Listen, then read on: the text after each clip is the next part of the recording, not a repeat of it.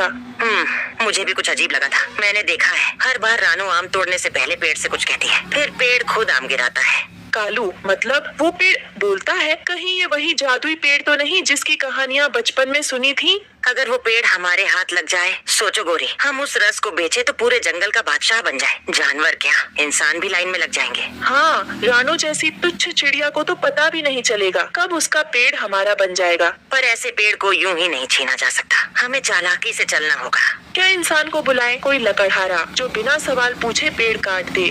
शाबाश गोरी, आज तूने अपने दिमाग का सही इस्तेमाल किया है। रानू अब गई काम से और हम बनेंगे जंगल के राजा और रानी।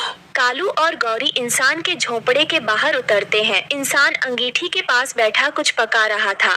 ओ इंसान भाई, एक छोटा सा काम है पर इनाम बड़ा मिलेगा। अबे कौवे, तू फिर आ गया। पिछली बार भी झूठ बोलकर मुझे मधुमक्खियों के छत्ते तक भेज दिया। पहले पैसे निकाले फिर खेलें, पहले पैसे निकाले फिर खेलें। हमने 2 दिन खेला और 6,20,000 रुपए कमाए। ये वही पैसा है जो मैंने अभी अभी अपने पेटीएम खाते में डाला है। सच में, मैं तुमसे झूठ नहीं बोला। अगर तुम्हें पैसा पसंद है तो के बीचों बीच जादुई पेड़, फल ऐसे कि एक बार छक लिया तो बीमारियां भाग जाएं। जादुई पेड़ और फल भी? कहाँ है वो? वही पुरानी नदी के पास जहाँ वो रानू चिड़िया रहती है। उसका दावा है कि पेड़ उसका है, लेकिन पेड़ किसी का नहीं होता ना इंसान भाई। वो पेड़ बस किसी कुल्हाड़ी का इंतजार कर रहा है। तुम पेड़ काटो, फल तुम्हारे, लकड़ी हमारी। तो मतलब आधी लकड़ी तुम्हारी, आम मेरे, और ना कोई जंगल का कानून, ना कोई रोकने वाला। रानू जैसी चिड़िया क्या करेगी, रोएगी। हम पेड़ के मालिक बन जाएंगे और तुम बन जाओगे जंगल का सबसे बड़ा आम वाला आदमी। समझो, रात को ही चलेंगे, नींद में होगा पेड़ और उसकी रक्षक रानू। रात को हवा में अजीब बेचैनी थी। रानू परेशान थी, न जाने क्यों आज दिल बहुत घबरा रहा है, जैसे कोई बुरा सपना आने वाला हो। पेड़ की एक शाखा हिलती है और नीचे एक आम गिरता है बिना वजह। रानू चौंक कर नीचे झांकती है। अरे, ये आम तो कल ही गिरा था, फिर आज क्यों गिरा? पेड़ भाई, क्या बात है? रानू मेरी प्यारी बच्ची, अब वक्त आ गया है कि तू सच्चाई जाने। कैसी सच्चाई? तुम इतने उदास क्यों लग रहे हो? कल रात कुछ बुरा घटने वाला है। मैं देख रहा हूँ कालू कौवा और गोरी, उन्होंने इंसान को बुलाया है मुझे काटने के लिए। क्या? नहीं, तुम मेरा घर हो, मेरा सहारा। अगर तुम नहीं रहे तो मैं और मेरे बच्चे कहाँ जाएंगे? मैं एक साधारण पेड़ नहीं, एक आत्मा हूँ जो सालों से जंगल की रक्षा कर रही है, पर हर जादू की उम्र होती है। तो क्या कुछ नहीं किया जा सकता? क्या मैं किसी को बुलाऊं? पंचायत, मिट्टू, बगुला, कोई तो होगा जो तुम्हें बचा सके। जो होना है वो होगा, पर मैं तेरे लिए एक आखिरी तोहफा छोड़ जाऊंगा। कल सुबह मेरा सबसे अंतिम आम गिरेगा, उसमें होगा ऐसा रस जो तुझे कई दिनों तक भूखा नहीं रहने देगा। पर मैं तुम्हारे बिना नहीं जी सकती। तुम्हारी छाप, तुम्हारी खुशबू। मैं तुझसे जुड़ गया हूँ रानू, तुझे देखकर ही हर साल फूलता फलता रहा, लेकिन अब अगर मैं नन रहूँ तो तुझे मेरा जीवन आगे बढ़ाना होगा।